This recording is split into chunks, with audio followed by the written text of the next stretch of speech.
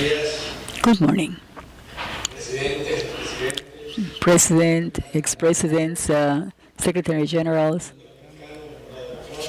Inter-American Institute for Democracy, journalists, colleagues, all that follow us through different media. I am honored to represent my country in this forum.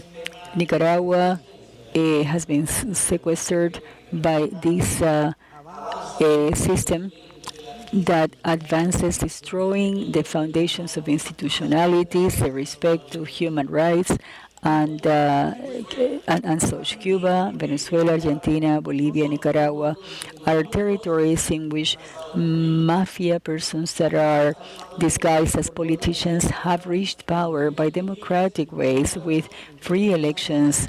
But once they are in the government, they go into reforming the constitution to perpetuate themselves in power as long as they believe necessary, and if the internal circumstances of their countries allow it, to stay in power indefinitely.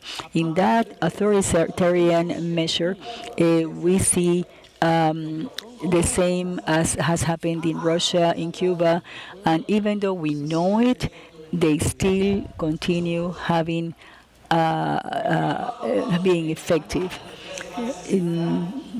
Day by day, this is applied in Havana for more than 60 years, in Venezuela more than 2 decades ago, and Nicaragua for more than 14 years, even though more severely since April of 2018, when the population, tired of all the abuse, said enough to the regime of Daniel Ortega and Rosario Murillo, with civil manifestations that were put off by fire and blood. Since then, many have been killed in our country, more than 325 people, according to the United Nations, more than 6,000 exiled, and more than 1,000 political prisoners that have been tortured. Today, the number of the political prisoners is above 120, and Daniel Ortega and Rosario Murillo perpetuate themselves. In my country, there is no freedom, and little by little, it is becoming like Cuba and Venezuela in a huge prison, the whole country. They don't allow the freedom of gathering, the freedom of thought. Day by day, they kill all liberties, trying to criminalize the exercise of democracy. Nicaraguans today, we face a terrible conflict that is explained by this logic. Do you want to live in your country? Then you have to accept the dictatorship and not change anything so that you don't have problems. And if you don't like it, and you say so, then you have to assume the consequences, which could be death, it could be jail, it could be terrible consequences, or you have to just leave and go someplace else. So then we need to, what are the consequences? We need to go exile, or we need to just say yes to anything and everything. We have the law of so many laws that limit freedom. It is actually a carbon copy of laws that have been implemented in Cuba, in Russia, in Venezuela, that far from helping the country, it is something that says, here we are and we're going to stay here no matter what, doing whatever. So in Nicaragua, we went from a lack of political governance to a criminalization of the governance, legalizing the assault on human rights and in freedoms. Today, we're supposed to have elections in our country, but Ortega and Murillo, Nicaraguans, and the international communities, they have been asked to be transparent, to be fair, and to observe the rights. Daniel Ortega sent an electoral counter reform, not listening to any of that and saying that this is not going to, they're not going to hear the wish of the country, and that some of these are going to dance to whatever music the dictator plays.